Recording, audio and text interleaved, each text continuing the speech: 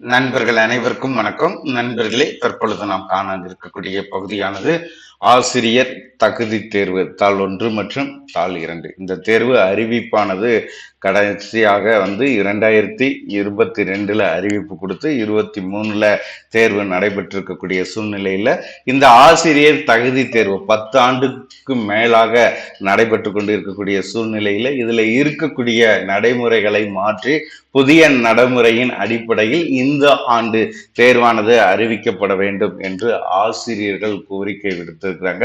அதனை குறித்த ஒரு முழுமையான தகவலை தான் இந்த வீடியோவில் நாம் காண இருக்கிறோம். ஆசிரியர் தகுதி தேர்வு குறித்த அறிவிப்பு மிக விரைவில் இந்த ஆண்டு நிச்சயமாக தகுதி தேர்வு குறித்த அறிவிப்பானது இருக்குங்கிற சூழ்நிலையில ஆசிரியர்கள் 10 ஆண்டுக்கு மேலாக இருக்கக்கூடிய நடைமுறையை மாற்ற கோரிக்கை வச்சிருக்கிறாங்க. மத்திய அரசின் இலவச கட்டாய கல்வி உரிமை சட்டத்தின்படி பள்ளிகள்ல குறிப்பாக 1 முதல் 8 வகுப்பு வரை உள்ள இடைநிலை ஆசிரியர்களுக்கு தாள் 1 தேர்வும் பட்டதாரி ஆசிரியர்களுக்கு ஆசிரியர் தகுதி தேர்வு தாள் 2 நடத்தப்பட்டு அதுல வெற்றி பெற்றிருந்தால் மட்டும்தான் தேர்ச்சி பெற்றிருந்தால் மட்டும்தான் அவங்க பணி நியமனம் பண்ணப்படும் என்ற விதியானது கொண்டு வரப்பட்டுள்ளது. தேசிய ஆசிரியர் கல்வி கவுன்சில் NCTE விதிமுறையின்படி ஆண்டிற்கு 2 முறை இந்த டெட் தேர்வானது நடத்தப்படணும் சொல்லி நினைச்சிருக்காங்க, அறிவிப்பு கொடுத்திருக்காங்க. ஆனா தமிழகத்துல இதுவரை இந்த ஆசிரியர் தகுதி தேர்வை பாத்தீங்கன்னா முறையாக நடத்தல. 2022 ஆண்டு அறிவிப்பு கொடுத்து 23 ஆண்டு டெட் எக்ஸாம் ஆனது நடைபெற்றது. பிப்ரவரியில நடத்தி முடிச்சாங்க 2023. 2024 ஆண்டுக்கான ஆசிரியர் தேர்வு வாரியத்தின் வருடாந்திர கால அட்டவணை வெளியிடப்பட்டது. அதுல தேர்வுக்கான அறிவிப்பு இருந்தது.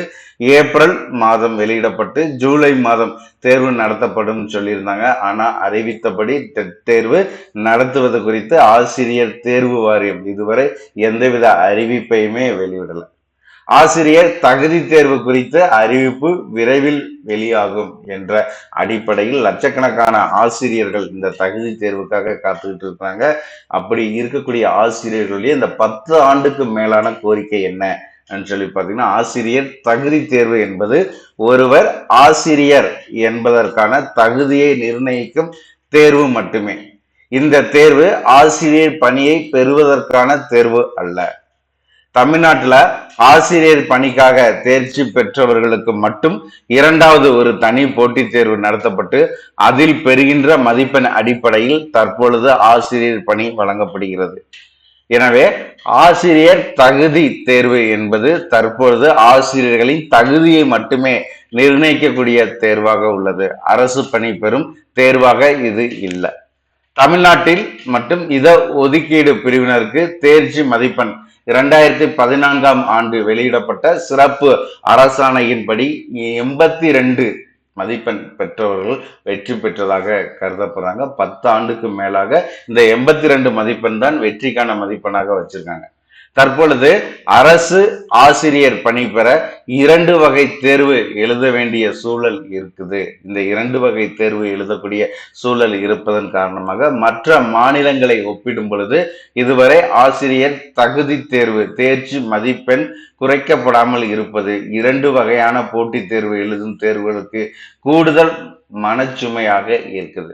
உயர்கல்வியில் இந்தியாவிற்கே வழிகாட்டியாக இருக்கக்கூடிய தமிழ்நாடு அரசு மற்ற மாநிலங்களை பின்பற்றி ஆசிரியர் தகுதி தேர்வுக்கான குறைந்தபட்ச தேர்ச்சி மதிப்பெண்களை பொது பிரிவினருக்கு 90, இட ஒதுக்கீடு பிரிவினருக்கு 75, மாற்றுத்திறனாளி பிரிவினருக்கு 60 என்று மாநிலங்களை போல தமிழ்நாட்டிலும் குறைத்து வழங்க வேண்டும். உதாரணமாக ஆந்திர மாநிலத்தில் ஓசி பிரிவினர் விண்ணப்பதாரர்கள் தேர்ச்சி பெற குறைந்தபட்சம் 60%, அதாவது 90 மதிப்பெண்களை பெற்றிருக்க வேண்டும். பிற்படுத்தப்பட்ட வகுப்பு விண்ணப்பதாரர்கள் தேர்ச்சி பெற 50%, 75 மதிப்பெண்களை பெற்றிருக்க வேண்டும். SC ST மாற்றுத்திறனாளி விண்ணப்பதாரர்கள் அதாவது தேர்ச்சி பெற குறைந்தபட்சம் 40%, 60 மதிப்பெண்கள் பெற்றிருக்க வேண்டும். ஆந்திராவை போல சத்தீஸ்கர், தெலுங்கானா, பீகார், ஒடிஷா ஆகிய இதர மாநிலங்களும் இதே நடைமுறையை பின்பற்றுது.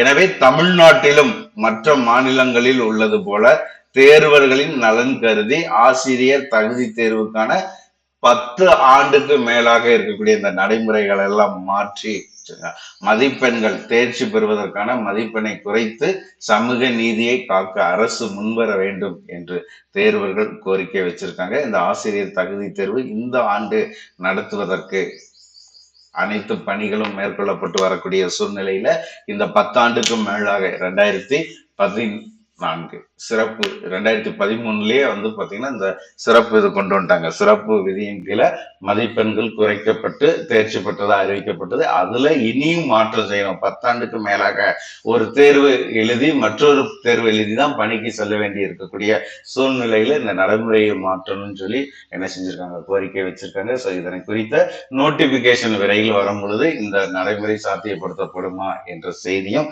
எதிர்பார்க்கப்படுது. 2024 டிஎன்டிஇடிங்கிறது டிசம்பர் மாதத்துக்குள்ள தேர்வு நடத்துவதற்கான ஒரு வழிமுறைகளை உருவாக்கி கொண்டு இருக்கக்கூடிய அரசு மிக விரைவில் நோட்டிபிகேஷனை கொடுப்பாங்க. இதற்கான நடைமுறை மாற்றமும் இருக்கும் என்பது துறை ரீதியாக கிடைக்கக்கூடிய தகவல். ஆகவே ஆசிரியர்கள் தேர்வுக்கு தயாராகக்கூடியவங்க தங்களை சிறந்த முறையில தயார்படுத்திக்கோங்க. இது போன்ற பயனுள்ள கல்வி தகவல்களை நாள்தோறும் பெற்றிட சுபிக்ளோடு இணைந்திருங்கள். நன்றி நண்பர்களே.